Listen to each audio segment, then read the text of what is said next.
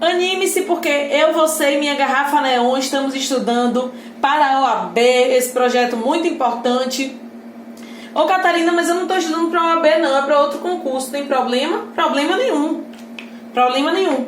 O importante é que nós estamos estudando o controle de constitucionalidade, que é um assunto importantíssimo com relação à OAB, proporcionalmente ao que mais cai de constitucional. E você está muito feliz porque finalmente está aprendendo o controle de constitucionalidade, ainda com algumas dúvidas, mas isso é normal, nós estamos apenas começando. Se você não viu os vídeos anteriores, veja, porque começamos a falar sobre a inconstitucionalidade.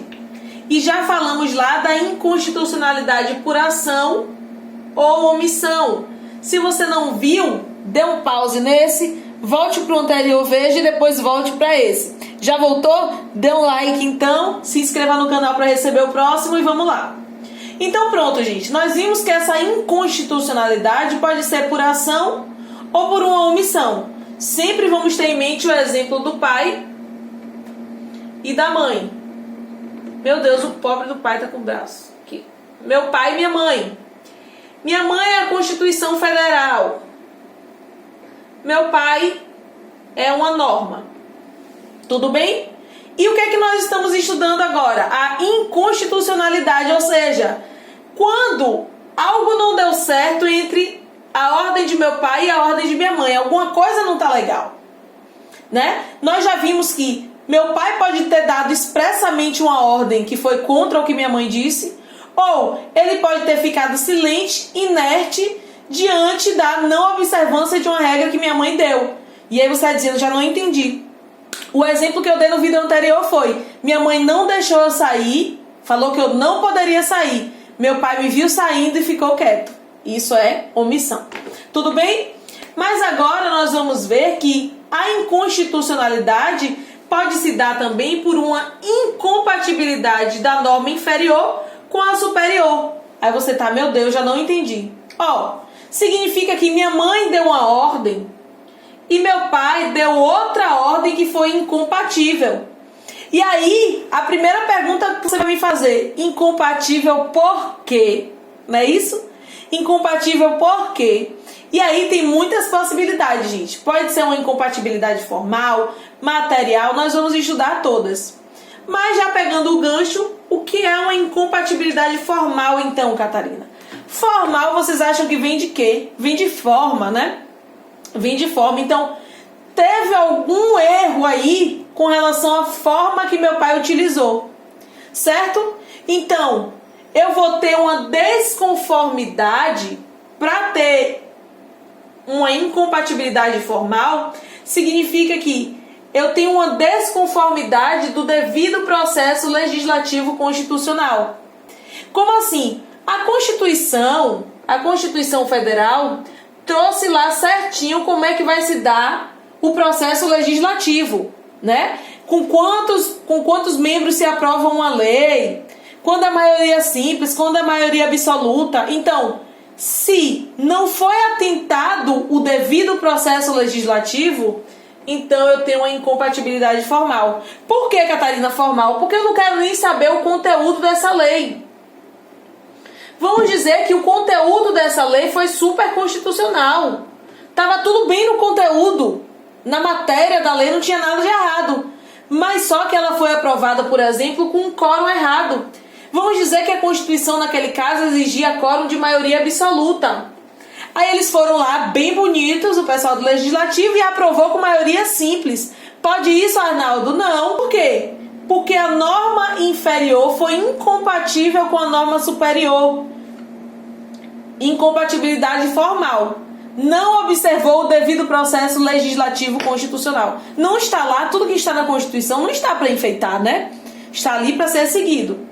E aí, formal, entendemos, né? Incompatibilidade formal. Beleza. Agora a gente vai entender que essa incompatibilidade formal se divide em três. Orgânica, propriamente dita, e quando não foram observados pressupostos objetivos. Não se aflinja. Nós vamos entender. Vou apagar aqui para a gente conversar. Significa o que então? Que a inconstitucionalidade formal formal divide-se em três, que são orgânica, propriamente dita e inobservância de pressupostos objetivos.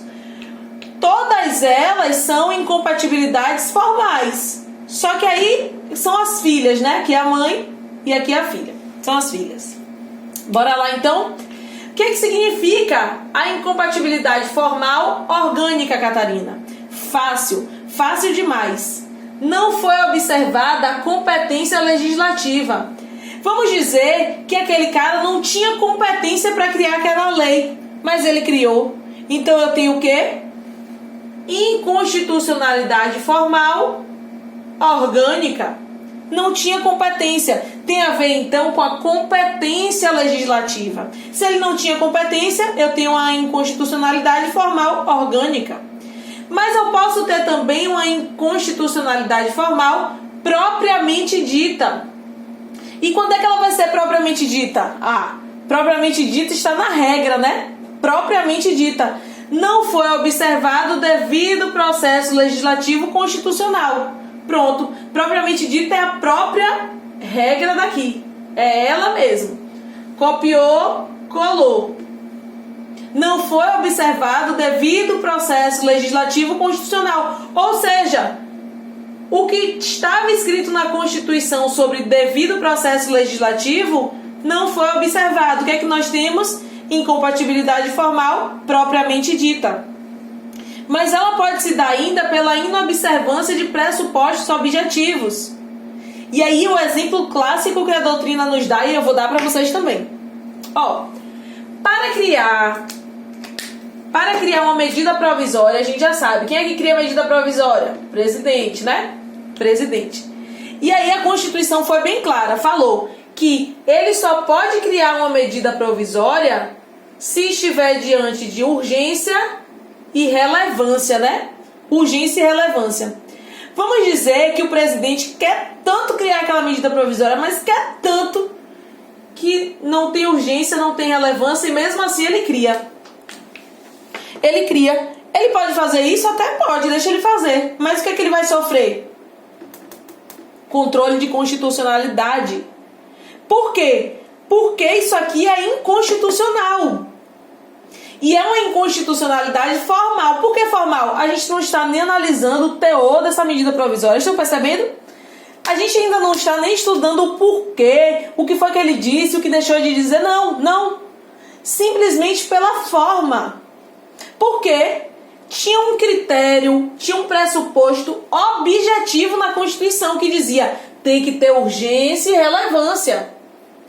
Ele não observou pressupostos objetivos. Então, nesse caso, também nós vamos ter a inconstitucionalidade formal pela inobservância de pressupostos objetivos. Entenderam? Tenho certeza que sim. Se você gostou desse vídeo, dê um like.